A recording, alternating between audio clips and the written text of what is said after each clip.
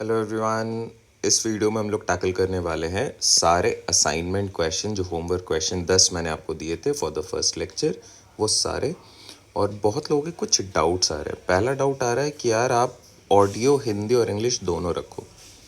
तो मैं कोशिश ये कर रहा हूँ आपसे कि मैं 2 वीडियोस बनाऊँ, एक जिसमें मैं हिंदी में रख रहा हूँ and second video I be talking in English, इस तरीके से। तो ये जो वीडियो बन रहा है ये हिंदी ऑडियो रहेगा इसका। Okay, starting with the first part. देखो ये सारे असाइनमेंट क्वेश्चन है, यहाँ से स्टार्ट हो रहा है। बट हाँ, उससे पहले ये वाले जो पार पे पार वाले क्वेश्चंस है ना, इनमें डाउट आ रहा था, तो मैं इसको अभी टैकल कर रहा हूँ, आपको बता रहा हूँ। इस चीज़ को समझ लो यार, ये हल्का सा हायर एंड पे है, शायद नेक्स्ट टाइम आपसे पूछे भी जा सकते हैं, बट ये इंपॉर्टेंट है, इसको एक बार ही समझ लो। तो जो मैंने आपको बताया था दैट इज़, अगर मान लो इस फॉर्म में रिटन है वैल्यूज़, तो this can always be broken down as a to the power m into n। ऐसे आप इसको ब्रेक डाउन कर सकते हो, लेकिन ये तब पॉसिबल है जब पार के बाद ब्रैकेट है ये। और अगर मैं ऐसे लिख रहा हूँ, these two are two different things, ये पहली चीज़ है, ये दूसरी चीज़ है, ये दो डिफरेंट चीज़ें हैं। तो मैंने जितने भी क्वेश्चन आपको करवाए थे वहाँ पे मैंने ये वाले करवा दिए थे, तो आप ये समझो मैं करवाने की कोशिश कर रहा था पहले वाले टाइप को।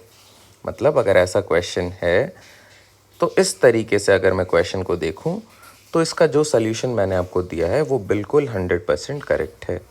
दैट इज़, 2 तरीके मैंने आपको बताए थे। पहला, आप इसे 24 रखो और 7 इंटू 8 आप कर सकते हो। फिर इसके बाद आप इसे नॉर्मली सॉल्व कर सकते हो। जैसे यहाँ पे क्या आ रहा है, 7 इंटू 8 56, तो 24 पे पावर 56, और अल्टीमेटली क्या बनता है, 4 पे पावर 56। 56 का मतलब इवन है, आपको पता है 4 पे पावर इवन का मतलब 4 स्क्वायर कर दो, 4 स्क्वायर का मतलब लास्ट डिजिट 6 आएगा। ये आपके लिए आंसर बन गया। सेम सेकेंड वाले में देखो, ब्रैकेट यहाँ पे, तो ये दोनों आपस में मल्टीप्लाई हो जाएंगे। अगर ये दोनों आपस में मल्टीप्लाई होते हैं तो ये क्या बन के आ रहा है, ये मुझे दिख रहा है 3 टू द पावर 15 इंटू 15। 15 का स्क्वायर 225, 3 टू द पावर 225। अब मैं इसे ऐसे देख रहा हूँ कि 4 से अगर मैं इसे डिवाइड करूँ, आपको पता है साइक्लिसिटी रूल से, तो ये 3 पे पावर 1 बन रहा है, तो लास्ट डिजिट इसके लिए 3 बन गया। ये तरीका हमने डिस्कस कर लिया है। इसका जो मेथड 2 है वो भी हमने डिस्कस कर लिया है। इसके लिए मेथड 2 क्या है, मेथड 2 ये बोलता है कि अगर इस फॉर्म में, ये ध्यान रखना कौन सा फॉर्म है ये, a to the power m, इसके बाद ब्रैकेट है फिर n है, तब ये ब्रेक होता है a to the power m into n। Method 2 में मैंने आपको बोला है कि पहले आप इस वैल्यू के यूनिट डिजिट को देख लो, उसके बाद इस पे कंपेयर कर लेना। चलो करते हैं। 4 पे पावर 7, 4 पे पावर 7 मतलब ऑड, ऑड की वैल्यू क्या आती है 4। अब 4 पे पावर क्या दिख रहा है मुझे 8, 4 पे पावर 8 का मतलब 4 पे पावर इवन, 4 पे पावर इवन की वैल्यू क्या आ जाएगी, लास्ट डिजिट इज 6। वेरीफाई हो गया। चलो सेकंड वाला बनाते हैं इसी तरीके से। 3 पे पावर 15, 3 पे पावर 15 का मतलब क्या है, इसके लिए यूनिट डिजिट क्या बनने वाली है, इसके लिए बनने वाली है 3 पे पावर 3। 3 पे पावर 3 का मतलब लास्ट डिजिट इज 27। अब मैं 7 पे क्या रखने वाला हूँ, ये जो रिमेनिंग पावर था 15। अब ये बन गया क्वेश्चन 7 पे पावर 15, जिसे मैं लिख सकता हूँ 7 क्यूब, और 7 क्यूब इज 343, तो लास्ट डिजिट मेरे लिए बन गया 3। ये 2 मेथड्स हमने डिस्कस करे थे, दोनों मैंने आपको बता दिया यहाँ पे। ये कब रूल होगा, इस वाले पार्ट पे एप्लीकेबल है। आई होप यहाँ तक आप फॉलो कर पा रहे हो, यहाँ तक कोई कन्फ्यूजन नहीं है। अब देख लो, अगर ये इस फॉर्म में है जहाँ पे पार पे ब्रैकेट नहीं है, तब आप इनको कैसे सॉल्व करोगे, ये इम्पॉर्टेंट पार्ट है, इसको समझना। मैंने बता दी ये 2 डिफरेंट चीज़ें, पहले वाले वीडियो में थोड़ा सा मिसकन्फ्यूजन हो गया था, यहाँ पे उसे रेक्टिफाई कर लेते अपने लोग, ठीक है। तो वो जो मैंने आपको बताया वो तब फॉर्म करेगा जब इस तरीके से वैल्यूज़ हैं। अगर वैल्यूज़ इस तरीके से लिखे हुए हैं या ऐसे, तो आपको जो मैं अभी बताने वाला हूँ आप उसको फॉलो करना, आपका आंसर आ जाएगा, बिल्कुल दिक्कत वाली बात नहीं है। देखो, ऐसे केसेस में हमेशा आपको पहले पार को ब्रेक करना है। ये 7 पे पावर 8 का मतलब क्या है, 7 पे पावर 8 का मतलब है कि 7 8 टाइम्स है, 7 इंटू 7 इंटू 7 ऐसे करके ये 8 टाइम्स है। तो क्या मैं इसे ऐसे लिख सकता हूँ कि ये 7 पे पावर 4 और उसके बाद एक और बार, तो क्या ये लास्ट में मुझे यूनिट डिजिट, इसकी जो वैल्यू आएगी बहुत ही बड़ा वैल्यू आने वाला है, लेकिन इसके लास्ट में हमेशा 1 रहेगा, क्योंकि 7 टू द पावर 4 इज़ 2401 और उसके बाद फिर से साइक्लिसिटी में ये लास्ट में 1 देगा। मतलब मैं अगर पूरे इस वैल्यू की बात करूं तो बहुत ही बड़ा वैल्यू आने वाला है, लेकिन उसके लास्ट में यह यूनिट डिजिट 1 रहने वाला है। क्या आप यहाँ तक फॉलो कर रहे हो? ओके, अब आप देखो ये 4 पे पावर अल्टीमेटली 1 हो जाएगा। अगर मैं इस ब्रैकेट को ले लूँ 4 पे पावर 1, 4 पे पावर 1 का मतलब है it is an odd value. Odd value का मतलब last digit is 4 and this is how you can solve this. फिर से मैं दूसरा एक क्वेश्चन के साथ इसे रिपीट करता हूँ। देखो क्या बोल रहा है, ऐसा क्वेश्चन है तो आपको इसको पहले ब्रेक करना है। अगर आप इसे पहले ब्रेक करते हो क्या बनता है, 15 into 15 into 15, this is going 15 times. ठीक है, अब मुझे क्या दिख रहा है यहाँ पे, अगर मैं इनको मल्टीप्लाई करूँ तो लास्ट डिजिट के बारे में बात करनी है ना। 5 इंटू 5 25, फिर से 5 125।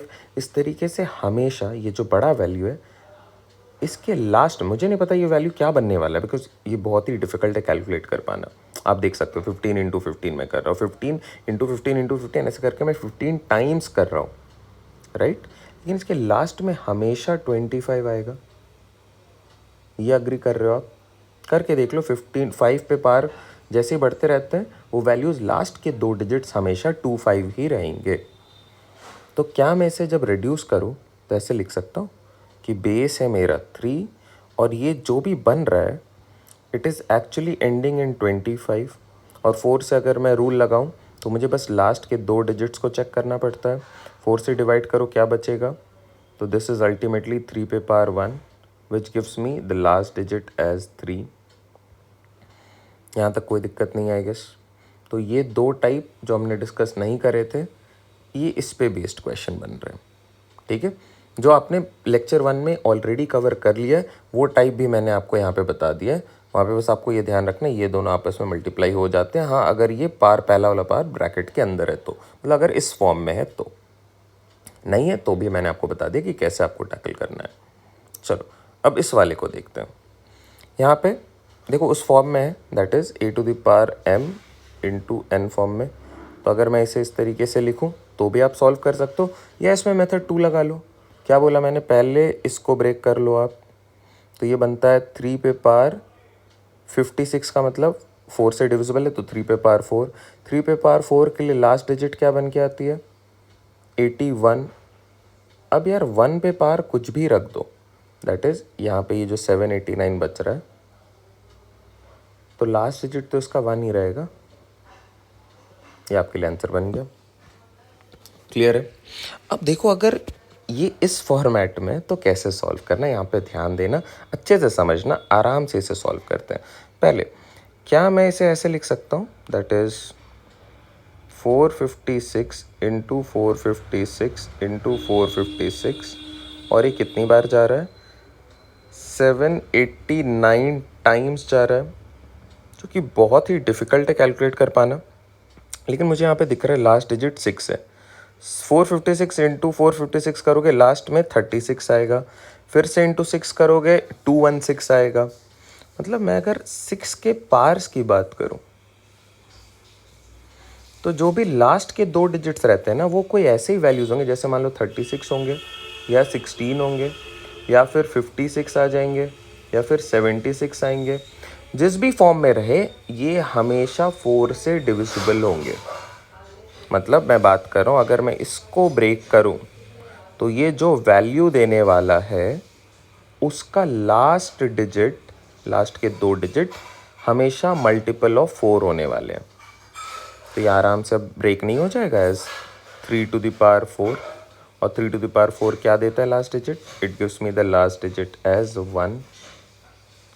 यहाँ पे जस्ट बाय शेयर कोइंसिडेंस कि ये दोनों का आंसर सेम हो रहा है, बट इसका ये मतलब नहीं है ये 2 तरीके अलग सेम है, ये 2 डिफरेंट क्वेश्चंस हैं ऑल टुगेदर।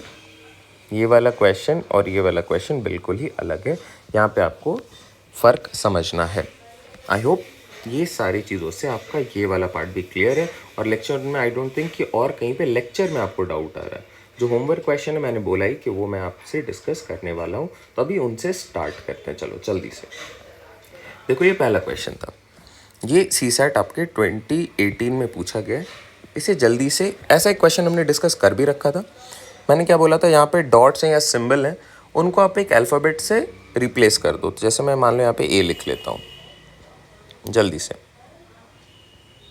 ऑलराइट, अब इन वैल्यूज़ को इस तरीके से लिख लेते हैं, that is a plus 1a plus 2a plus a3 plus a1, this is equal to 2 1a। I hope यहाँ तक आप फॉलो कर पा रहे हो। अब देखो, मेरे पास 4 ऑप्शन हमेशा गिवन होंगे, तो मुझे क्या करना होता है ना ऐसे केसेस में, इनको लिख के एक इक्वेशन फॉर्म कर लो। जैसे मैं देख रहा हूँ अगर लास्ट डिजिट ए आने वाला है तो मैं यहाँ पे ए लिख रहा हूँ, और ए की वैल्यू क्या होनी चाहिए, 1 2 3, 3a प्लस 3 और 1 4। अब एक एक करके ये सारे वैल्यूज़ मैं यहाँ पे पुट करता हूँ। जैसे फर्स्ट केस में ए की वैल्यू 4 गिवन है, तो अगर मैं यहाँ पे 4 करूँ, it is 12 plus 4 which is 16। क्या ये मैच कर रहा है? नहीं मैच कर रहा है यूनिट डिजिट। चलो दूसरे पे आ जाओ। 5 यहाँ पे आ गया, 5 इंटू 3 15 प्लस 4, ये 19 बन गया, ये भी मैच नहीं कर रहा है। चलो सी पे आते हैं। 6 6 3 ज़ा 18 प्लस 4 22, ये भी मैच नहीं कर रहा है। चलो नेक्स्ट वाले पे आते हैं, डी 8 8 3 ज़ा 24 प्लस 4 28। तो देखो यार, लास्ट डिजिट इस केस में मैच कर गया, तो मैं ऑप्शन डी मार्क कर दूंगा, बाकी सारे गलत हैं।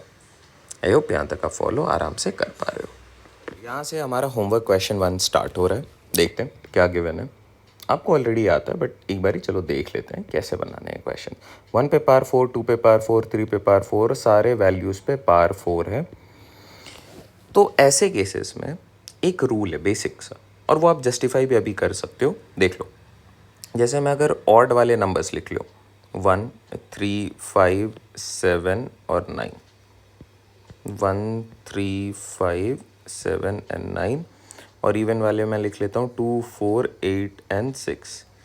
इन पे मैं 4 पे पार कुछ भी रख दूँ, 4 पे पार एन रख दूँ। 4 पे पार एन का मतलब है कि 4 8 12 16 20 कुछ भी। 1 पे पार कुछ भी आएगा, इसका लास्ट डिजिट क्या बनने वाला है, ये 1 बनने वाला है। 3 पे पार 4 81, या 4 n बोल दूँ, दैट इज़ ऑल्सो 1। 5 को बस छोड़ दो क्योंकि 5 के लिए तो रूल बहुत ही ईजी है। 7 पे आ जाओ, 7 पे पार 4 इज़ 2401, तो इसके लिए भी लास्ट डिजिट 1 आ रहे वाली है। 9 पे पार 4n का मतलब है 9 पे पार इवन वैल्यू, 9 पे पार इवन का मतलब है 9 स्क्वायर, 9 स्क्वायर का मतलब 81, 1 का मतलब 1।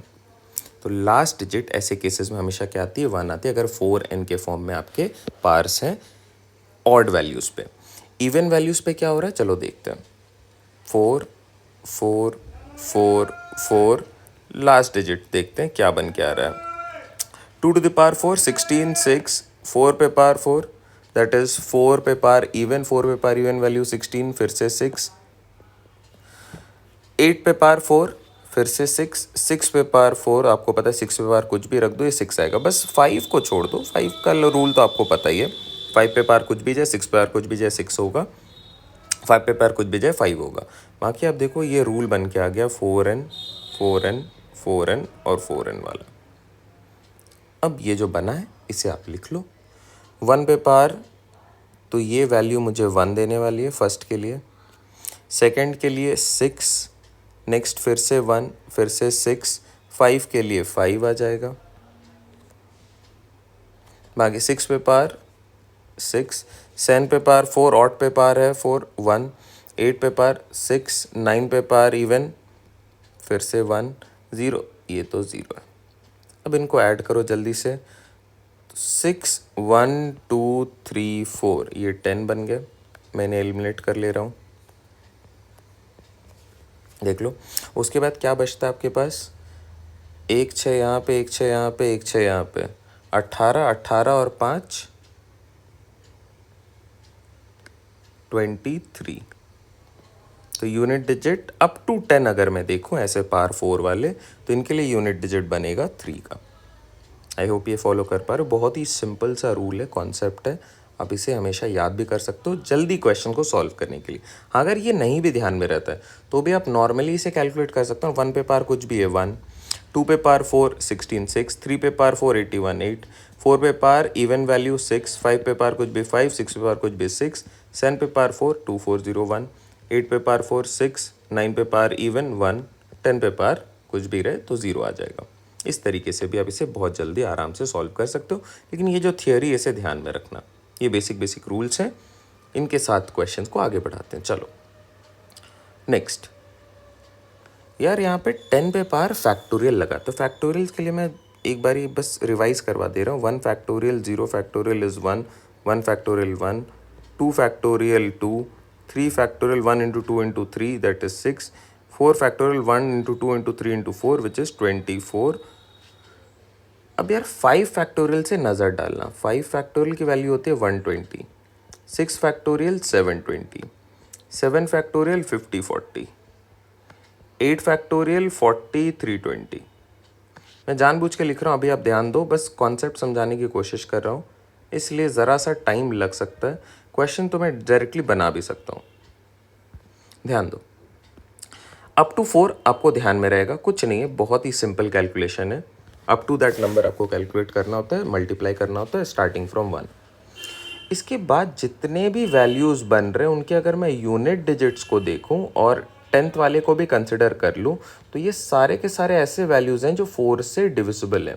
4 से डिविजिबल होने का मतलब है ये सारे वैल्यूज़ 4n के फॉर्म में है क्या, जितने भी वैल्यूज़ हैं। तो यार 10 फैक्टोरियल भी तो 4n वाले फॉर्म में है, तो क्या मैं इस क्वेश्चन को रिपीट करके ऐसे लिख सकता हूँ कि this is 4n, this is 4n, this is 4n, 4n, 4n, और ये पहला वाला क्वेश्चन बन गया जो अभी हमने सॉल्व करा था, जिसके लिए आंसर क्या आया था, जिसके लिए आंसर आया था 3। अब ये पुराना वाला क्वेश्चन बन गया ना, पावर 4 है, 4n का मतलब क्या है, 4 है, 4 या 4 के कोई भी फॉर्म में है। चलो क्वेश्चन 3 पे आते हैं। आई गेस यहाँ तक आप फॉलो कर पा रहे हो आराम से, एक बार नज़र डाल लो, देख लो, क्लियर है। चलो नेक्स्ट। अब इसमें देखना ये क्या बोल रहा है। ये क्वेश्चन अगर मैं यहाँ पे ब्रेक करूँ तो दिस इज़ 1 पे पावर 4, 2 पे पावर 4, गोइंग अप टू 10 पे पावर 4, फिर 11 पे पावर 4, 12 पे पावर 4, गोइंग अप टू 20 पे पावर 4, ऐसे करके 21 पे पावर 4, गोइंग अप टू 30 पे पावर 4, 31 पे पावर 4, गोइंग अप टू 40 पे पावर 4, देन 41 पे पावर 4, गोइंग अप टू 50 पे पावर 4। अगर मैं इन सेट्स की बात करूँ, क्योंकि हमने सेट कैलकुलेट किया अप टू 10, तो यहाँ पे लास्ट डिजिट मेरे पास बन के आती है 3। तो इसके भी केस में लास्ट डिजिट 3 आने वाली, क्योंकि मैं अल्टीमेटली तो 1 और 2 और इस तरीके से ही सॉल्व करूँगा ना। तो इस केस में भी 3 है, इस केस में भी 3 है, इस केस में भी 3 है। 3 कितनी बारी आ रहा है, 5 बारी आ रहा है, ऐड कर दो, बन गया 15। तो लास्ट डिजिट इस केस में बनेगा 5। आपके लिए ऑप्शन बन गया बी। अरे तो यहाँ तक आप आराम से फॉलो कर पा रहे हो, कोई दिक्कत वाली बात नहीं है। ये 3 कब है, जब आपने इसको अच्छे से सॉल्व कर रखा है। मैं तो ये सजेस्ट करूँगा, कुछ वैल्यूज़ ऐसे होते हैं जो आप याद कर सकते हो, याद नहीं भी हो रहा है तो एटलीस्ट अप टू 10 जल्दी से सॉल्व कर लेना, ये बहुत जल्दी सॉल्व हो जाएंगे। अगर आप प्रैक्टिस में रहोगे तो आराम से आप ऐसे क्वेश्चन को टैकल कर सकते हो। चलो आगे बढ़ते हैं। Next, which of the following can't be the unit digit of a perfect square. तो परफेक्ट स्क्वायर के वैल्यूज़ लिख लो और यूनिट डिजिट से मैं लिख रहा हूँ ऑफ परफेक्ट स्क्वायर। 1 के लिए क्या है 1, फिर 2 के लिए 4, फिर 9, 3 के लिए, फिर 16 का 6, फिर 25, 36, 49, 64, 81 और 100। अब इनमें मैं एक यूनिट डिजिट्स की बात करूँ तो ये सारी यूनिट डिजिट्स हैं। क्या कोई ऐसे डिजिट्स हैं जो यहाँ पे बिल्कुल नहीं आकर कर रहे हैं? आप 11 पे भी चेक कर सकते हो, घूम फिर के यही सारे डिजिट्स रिपीट होने वाले हैं, कोई भी बड़े वैल्यू पे भी अगर आप चले जाओ। अप टू 10 क्यों लिखा है, ऐसा नहीं कि अप टू 10 के बाद चेंजेस आने वाले हैं। 11 से लेके आप किसी भी वैल्यू पे जाओ, घूम फिर के यही यूनिट डिजिट्स आने वाले हैं, इसलिए मैं बस 10 तक लिख के से चेक कर रहा हूँ। अब आप देख लो क्या 1 आया, 0 आ गया, 1 आ गया, 2 आया क्या? 2 कहीं पे भी नहीं है, 3 कहीं पे भी है, 3 कहीं पे भी नहीं है, 5 है, 6 है, 4 है, 7 है क्या? 7 नहीं है, 8 नहीं है, यूनिट डिजिट 9 है। तो 2, 3, 7 और 8 ऐसे डिजिट्स हैं जो कभी भी unit digit of a perfect square नहीं होंगे। These are the digits that cannot be the unit digit of a PS, perfect square। तो आपके लिए ऑप्शन में क्या है? 8 गिवन है, 8 को मार्क कर दो, क्योंकि 4 होता है, 6 होता है, 9 होता है। क्या नहीं होता है? 2, 3, 7 और 8 नहीं होते हैं unit digit of a perfect square. Any perfect square की यूनिट डिजिट में आपको कभी भी 2, 3, 7, 8 नहीं मिलेगा। प्रॉपर्टी बेस्ड क्वेश्चन है, आई होप ये क्लियर है आपको। चलो आगे बढ़ते हैं। Question 5, the rightmost non-zero digits of the number। Non zero का मतलब क्या है? ज़ीरो नहीं होने चाहिए। अब इस केस में ये क्वेश्चन आगे भी, ये जो कॉन्सेप्ट अभी मैं बता रहा हूँ वो आगे भी काम आएगा, तो इसे एक बार ही समझना।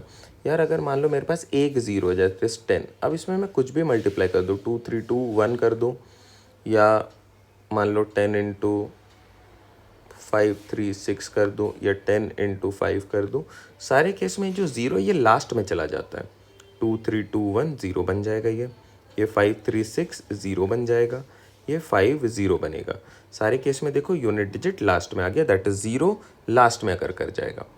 क्या पूछा जा रहा है? द राइट मोस्ट, मतलब राइट से अगर मैं चलूँ इस तरीके से, तो नॉन ज़ीरो डिजिट क्या होने वाला है इस एक्सप्रेशन का। तो ऐसे केस में मैं क्या करता हूँ, मैं ज़ीरो वाले पार्ट को एलिमिनेट कर लूँगा अगर उसमें ज़ीरो बन सकते हैं। जैसे 20 को क्या मैं 10 इंटू 2 लिख सकता हूँ, पे पार 1531। अब इसे मैं ऐसे ब्रेक कर सकता हूँ, 10 पे पार 1531 इंटू 2 पे पार 1531। अब यार कितने ज़ीरोज़ आ रहे हैं आपको दिख रहे हैं? यार 1531 टाइम्स ज़ीरो आने वाला है, ये 0 0 0 0 0 ऐसे करके बहुत बारी ज़ीरो आने वाला है। इसके बाद जो पहला नॉन ज़ीरो डिजिट बनेगा वो वही वैल्यू बनेगा ना जो 2 पे पार 31 का यूनिट डिजिट रहेगा। तो इसको बस आप सॉल्व करोगे, आपका आंसर बन जाएगा। आप इसे सॉल्व करो, दिस इज़ 2 पे पार 31 का मतलब क्या है? रिमाइंडर 4 से डिवाइड करने पे 3 है, 2 क्यूब का मतलब 8, तो यूनिट डिजिट इस केस में बनेगा 8। ये यूनिट डिजिट कब बन रहा है? जो right most non zero unit digit है, नॉन ज़ीरो। अगर मैं पूरे एक्सप्रेशन की बात करूं, अगर मैं इस एक्सप्रेशन की बात करूं, तो इसका यूनिट डिजिट तो ज़ीरो आने वाला है ना, ये तो क्लियर है, क्योंकि ज़ीरो आपको पता है कैसे भी मल्टीप्लाई हो वो हमेशा लास्ट में चले जाते हैं।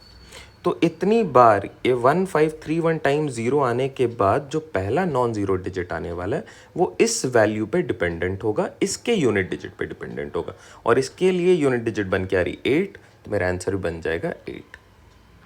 आई होप यहाँ तक आप आराम से फॉलो कर पा रहे हो। एक ऐसा सिमिलर क्वेश्चन और बना लेते हैं इस कॉन्सेप्ट को क्लियर करने के लिए। जैसे मान लो मेरे पास 40 पे पार है, तो मैं इसे ऐसे लिख सकता हूँ 4 इंटू 10, 40 को पे पार 1531। अब ये फर्दर अगर मैं ब्रेक करूँ तो दिस शुड बी 4 पे पार 1531 इंटू 10 टू द पावर 1531। हाँ या ना? ये जितने ज़ीरोज़ हैं वो यहाँ पे कंटेंड है, और ये बिल्कुल राइट से इस तरीके से ज़ीरोज़ ऐड होना स्टार्ट हो जाएंगे। फिर जो नॉन ज़ीरो डिजिट बचेगा वो इसके वैल्यू पे डिपेंडेंट होगा। तो इसको अगर मैं सॉल्व कर लूँ, 4 पे पार एक ऑड वैल्यू है, 4 पे पार ऑड का मतलब 4 पे पार 1 विच इज़ 4। तो 4 is the non zero digit जो राइट मोस्ट पे है। अगर मैं लास्ट डिजिट की इस एक्सप्रेशन की बात करूँ तो वो तो ऑब्वियसली ज़ीरो है, लेकिन right most non zero digit वो 4 होने वाला है। ऑप्शन बी यहाँ पे करेक्ट हो जाएगा।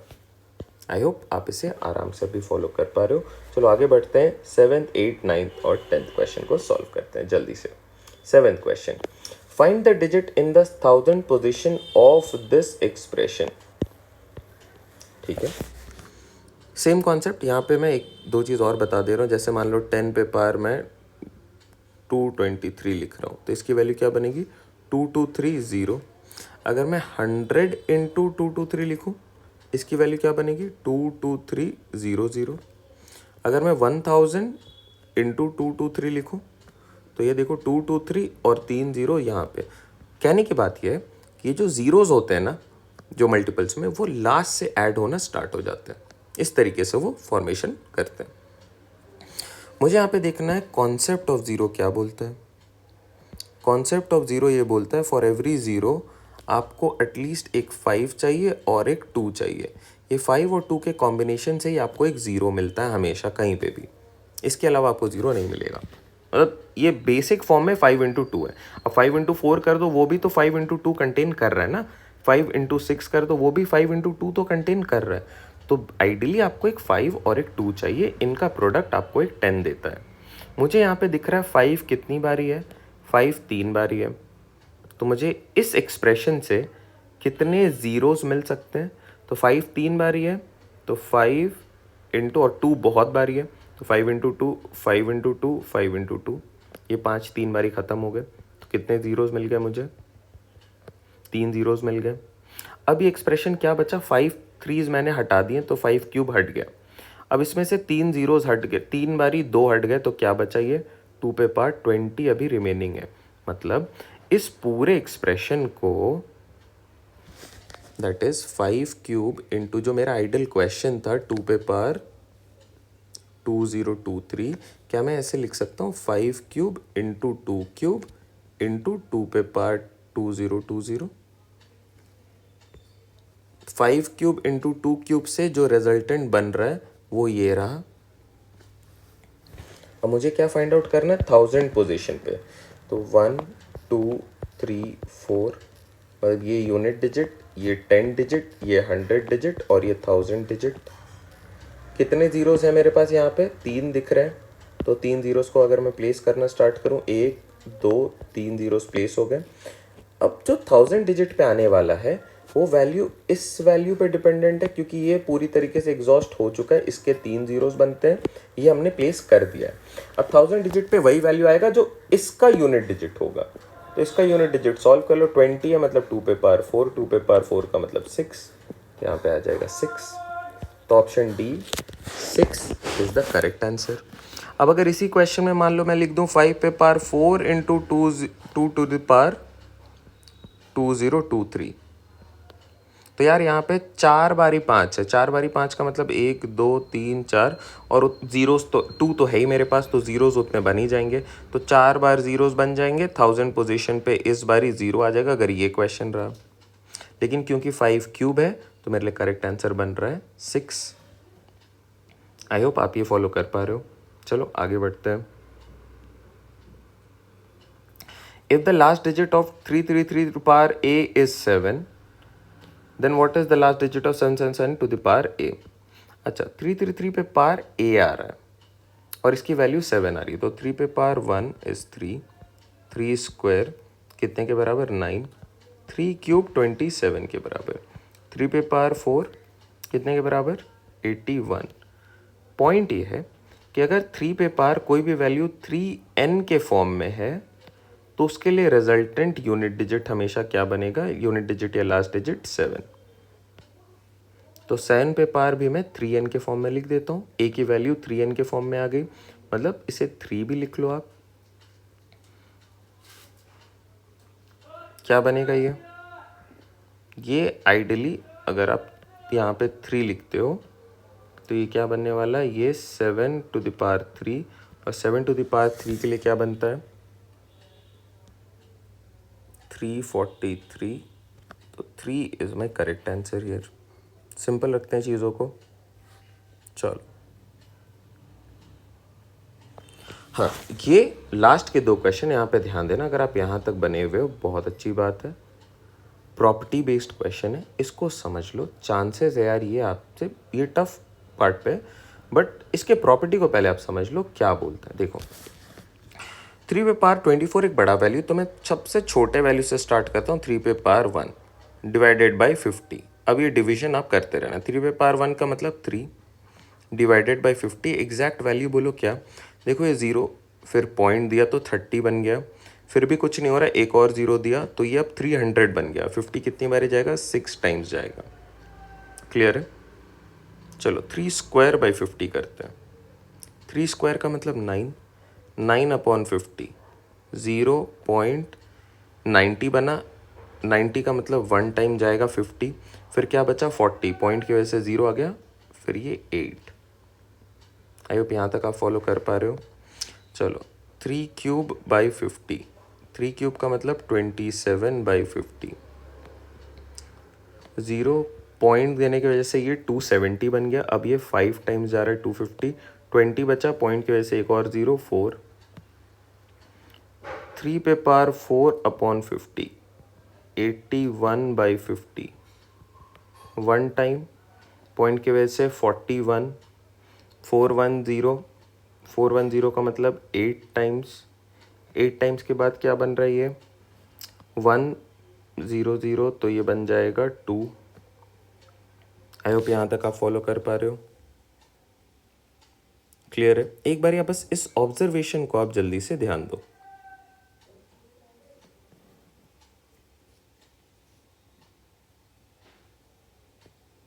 जस्ट अ सेकंड, ये 62, सॉरी, यहाँ तक चीज़ें क्लियर है। अब ये जो हमने लिख लिया, ये 3 पे पार जैसे जैसे वैल्यूज चेंज हो रहे हैं, आप देखो इस फॉर्म में रिजल्टेंट आ रहे हैं क्या। ये x है मेरे लिए, ये y है, ये x है और ये y है, x है और y है, x और y। y हमेशा 2, 4, 8 और 6 ही होने वाला है। 3 पे पार कुछ भी मैं रख के अगर डिवाइड करूँ, x कुछ भी हो सकता है, x चेंज कर सकता है बहुत ही रैंडमली। लेकिन अगर मैं y की बात करूँ तो ये हमेशा 2, 4, 8, 6 होगा। और इस प्रॉपर्टी को ज़रा लिख लो आप। जैसे 3 पे पार अगर 1 रहेगा, मतलब रिमाइंडर अगर 1 रहता है 4 से डिवाइड करने, रिमाइंडर कब, व्हेन यू डिवाइडेड बाई 4 पार को, तो उस केस में, और अगर आप इसे 50 से डिवाइड करते हो तब जाके लास्ट डिजिट क्या बनने वाली है, देख लो। 3 पे पार 1 पे 6 बनने वाली है, reminder 2 last digit 8, reminder 3 last digit 4, reminder 0 3 पे पार 4 लास्ट डिजिट 2। अब इस फॉर्म में आप इसे याद भी रख सकते हो, 2, 4, 8 एंड 6। तो अब मैं आपसे क्वेश्चन करता हूँ। मान लो मेरा जो क्वेश्चन है 2 पे पार्ट 24 के लिए रिमाइंडर क्या बन रहा है 0, रिमाइंडर 0 का मतलब लास्ट डिजिट 2 रहेगा, लास्ट डिजिट का मतलब बिल्कुल ही last digit, that is y। x के लिए अगर आपसे पूछ लिया जाए, x के लिए आपसे पूछा ही नहीं जा सकता क्योंकि ये सॉल्वेबल नहीं होगा। x के लिए वैल्यूज बहुत ही रैंडमली चेंज करते हैं। क्लियर है? अब जैसे मैं मान लो आपसे पूछ लूँ फॉर 3 पे पार 15, तो इसके लिए यूनिट डिजिट क्या बन के आ रहा है। अगर रिमाइंडर की बात करूँ 3 के लिए 4। आई होप आप इसे फॉलो कर पा रहे हो। ये प्रॉपर्टी आपको ध्यान में रखना है।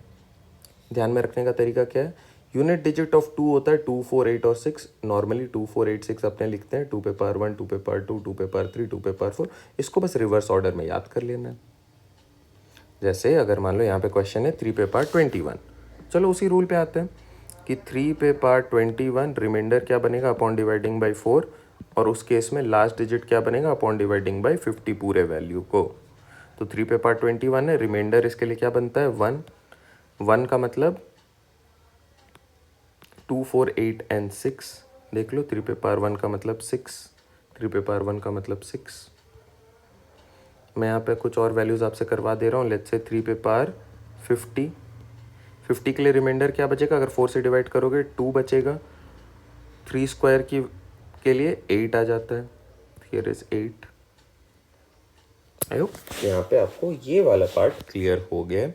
ये हमारा लेक्चर 1 कंप्लीट होता है यहाँ पे with all the homework question and the doubts as well. Lecture 2 बहुत जल्द मैं रिलीज़ करूँगा। कोशिश करूँगा मैं audio Hindi as well as English दोनों रखूँ। ऑल राइट, 2 सेपरेट वीडियोज़ में ऑब्वियसली, सेम वीडियो में नहीं। लेकिन आपसे ही है कि यार आप असाइनमेंट्स को बनाओ बैठ बैठ के, और कोशिश ये करो जब लेक्चर स्टार्ट करो ना आप देखने के लिए, उसी टाइम पे आप लेक्चर्स को व्यू करो। अगर आपने टेलीग्राम चैनल अभी तक ज्वाइन नहीं करा है तो उसे ज्वाइन कर लो, और इस वीडियो को जितना अगर आपको लग रहा है यूज़फुल है तो मैक्सिमम लोगों तक आप शेयर कर दो। चलो take care, bye bye, see you all in the next video.